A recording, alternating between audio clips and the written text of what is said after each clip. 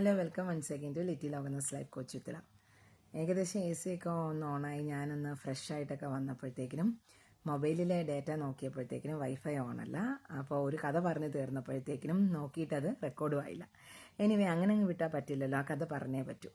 അപ്പോൾ ഒരു മുത്തശ്ശിയുടെ കഥയാണ്. മുത്തശ്ശി വെള്ളം കൊണ്ടുവരാനായിട്ട് കുറച്ച് ദൂരെയുള്ളൊരു സ്ഥലത്ത് പോയിട്ടാണ് കുടങ്ങളിൽ വെള്ളം എടുത്തുകൊണ്ട് വരുന്നത്. അപ്പോൾ മുത്തശ്ശിക്ക് രണ്ട് കുടങ്ങളുണ്ട്. ഒരു കുടത്തിന് യാതൊരു കുഴപ്പമില്ല, ഒരു കുടത്തിന് ഒരു തുളയുണ്ട്. ആ തുളയുള്ള കുടം എടുത്തുകൊണ്ടാണ് മുത്തശ്ശി നടന്ന് മറ്റ് ഗ്രാമത്തിൽ ചെന്നിട്ട് വെള്ളം എടുത്തുകൊണ്ട് വരുന്നത്. വെള്ളം എടുത്ത് തിരിച്ചു വരുമ്പോഴത്തേക്കിനും പകുതി വെള്ളമേ കാണത്തുള്ളൂ. അപ്പോൾ ഇതിങ്ങനെ തുടർന്നുകൊണ്ടിരുന്നു. വർഷങ്ങൾ കഴിഞ്ഞു. ഈ കുടത്തിനാകെ ഒരു പശ്ചാത്താപം. മുത്തശ്ശിയോട് ചോദിക്കുക, എന്തിനാണ് എന്നെ ഇങ്ങനെ കൊണ്ടുപോകുന്നത്, എനിക്ക് പകുതിയല്ലേ തരാൻ കഴിയൂ എന്ന് ചോദിച്ചു. അപ്പം മുത്തശ്ശി പറയുന്ന ബുദ്ധിപരമായ വാക്കുകളാണ് നമുക്ക് പ്രചോദനമാകുന്നത്. ആര് പറഞ്ഞു നീ ഇംപെർഫെക്റ്റ് ആണെന്ന്? ആര് പറഞ്ഞു? നിന്റെ തൊളയിലൂടെ പുറത്തേക്ക് പോകുന്ന വെള്ളം വഴിനീളെയുള്ള ചെടികൾക്ക് ഉപകാരപ്പെടുന്നുണ്ട്. ആ ചെടികളിൽ വളർന്നു നിൽക്കുന്ന പൂക്കൾ കാണുമ്പോൾ എൻ്റെ മനസ്സിലുണ്ടാകുന്ന സന്തോഷം നിനക്ക് അത് പറഞ്ഞാൽ മനസ്സിലാവാത്തതാണ്. അത്രത്തോളം ഞാൻ സന്തോഷിക്കുന്നു മുത്തശ്ശി പറഞ്ഞപ്പോഴത്തേക്കിനും കുടത്തിന് ഭയങ്കര സന്തോഷമായി. അല്ല, അപ്പം we all are having that imperfections. നമ്മളെ ദൈവം സൃഷ്ടിച്ചത് അങ്ങനെയാണ്.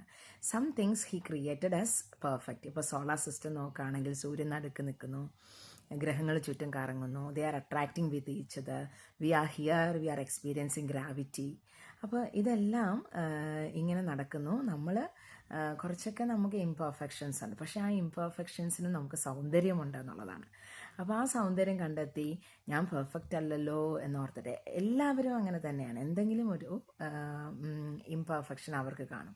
അത് ഞാൻ പെർഫെക്റ്റ് ആണെന്ന് പറഞ്ഞ് കാണിക്കാൻ നിൽക്കുമ്പോഴാണ് എല്ലാ സ്ഥലത്തും പ്രശ്നങ്ങൾ ഉണ്ടാകുന്നത്. അപ്പോൾ ഒരു കോംപ്രമൈസ്, ഒരു വിട്ടുവീഴ്ചയാണ് എല്ലാ ജീവിതത്തിലും വേണ്ടത്.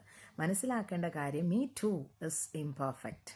അപ്പോൾ മറ്റൊരാളുടെ കണ്ണിൽ നമുക്കും കാണും ഇംപെർഫെക്ഷൻസ്. അത് മനസ്സിലാക്കി മുന്നോട്ട് പോകുമ്പോഴാണ് ലൈഫ് കൂടുതൽ ബ്യൂട്ടിഫുൾ ആവുന്നത്. അപ്പോൾ ഇത് പറയാനൊക്കെ വളരെ ഈസിയാണ്, പക്ഷെ അത് പ്രവൃത്തിയിലൂടെ ഒരു ഗ്രാജുവലായിട്ട് ഡെവലപ്പ് ചെയ്ത് കഴിഞ്ഞാൽ it will be quite easy. അത് കൊണ്ടുതരുന്ന ഒരു സമാധാനവും സന്തോഷവും ഒക്കെ വളരെയധികം വലുതാണ്. പിന്നെ തെറ്റുകളൊക്കെ നമുക്ക് അല്ലേ, to err is human and to forgive is divine.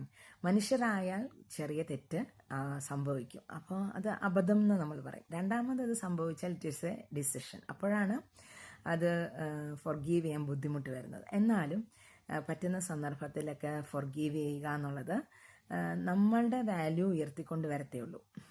എല്ലാം ക്ഷമിക്കണം എന്നല്ല, എല്ലാം ക്ഷമിച്ചാലും that is going to affect our self.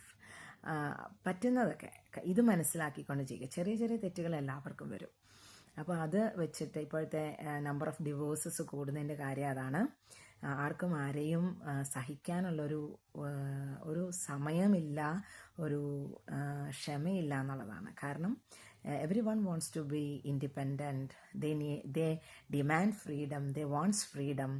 അപ്പോൾ ലൈഫിൻ്റെ ഒരു മൊമെൻ്ററി ആയിട്ടുള്ള ആസ്പെക്റ്റ് ആലോചിച്ച് നോക്കിക്കഴിഞ്ഞാൽ ഇതിലൊന്നും യാതൊരു അർത്ഥവുമില്ല. തോമസ് ഗ്രേ എന്ന് പറയുന്ന പ്രശസ്തനായ ഇംഗ്ലീഷ് സാഹിത്യകാരൻ്റെ ഒരു വരിയുണ്ട്, every glories lead but to grave. നമ്മുടെ എല്ലാ പ്രതാപങ്ങളും എവിടേക്കാണ് പോകുന്നത്? ലാസ്റ്റ് ഗ്രേവിലേക്കാണ് പോകുന്നത്. അപ്പോൾ അത് ഒരു മൊമെൻ്ററി ആയിട്ട് ചിന്തിച്ച് കഴിഞ്ഞാൽ നമുക്ക് ഈ ക്ഷമിക്കുക എന്നുള്ളത് ക്വൈറ്റ് ഈസി ആയിട്ടുള്ള കാര്യമാണ്. അപ്പോൾ അത് അങ്ങനെ ഈസി ആക്കും തോറും നമ്മുടെ വാല്യൂ കൂടുന്നു, നമുക്ക് നമ്മളോടുള്ള ബഹുമാനം കൂടുന്നു, നമ്മുടെ ഡിഗ്നിറ്റി ഉയരുന്നു. And again I am saying that we will be blessed with more things from the divine if we are understanding others. അതിന് വലിയ പ്രയാസങ്ങളൊന്നുമില്ല, നമ്മൾ അത് മെല്ലെ ശീലിച്ചെടുത്താൽ മതി. അപ്പോൾ ഈ ഇംപെർഫെക്ഷൻ്റെ കാര്യം എപ്പോഴും ഓർത്തിരിക്കുക. പെർഫെക്റ്റ് ആകുക, പെർഫെക്ഷൻ വേണം എന്ന് പറയുമ്പോൾ എനിക്ക് സത്യം പറഞ്ഞാൽ അവരോട് ഒക്കെ പുച്ഛമേ തോന്നിയിട്ടുള്ളൂ. വി നീഡ് പെർഫെക്ഷൻ, ബട്ട് അത് സ്റ്റബേണായിട്ട് you need to be perfect എന്ന് പറഞ്ഞാൽ, അല്ലേ, ചിലരൊക്കെ ഉണ്ട് രാവിലെ 5:30 എഴുന്നേക്കുക എന്ന് പറഞ്ഞാൽ അവർ 5:30 തന്നെ എഴുന്നേക്കും. But it depends. ഒരു ദിവസം 5:30 എഴുന്നേറ്റാൽ ഞാൻ ഒരു ദിവസം 7 മണിക്ക് എഴുന്നേക്കത്തു, പിന്നെ ഒരു ദിവസം 8 മണിയാവും, ചിലപ്പോൾ വേറൊരു ദിവസം 5 മണിക്ക് എഴുന്നേക്കും. അപ്പോൾ there lies the beauty of life. അല്ലേ, ഫ്ലക്ച്വേറ്റ് ചെയ്യുക എന്ന് പറഞ്ഞാൽ അവിടെയാണ് ബ്യൂട്ടി. ഒരു നേർരേഖയിലൂടെ പോയി കഴിഞ്ഞാൽ ഇറ്റ് മീൻസ് സംതിങ് ഡെഡ്. അപ്പോൾ ഒന്ന് ആലോചിച്ച് നോക്കൂ. Thank you.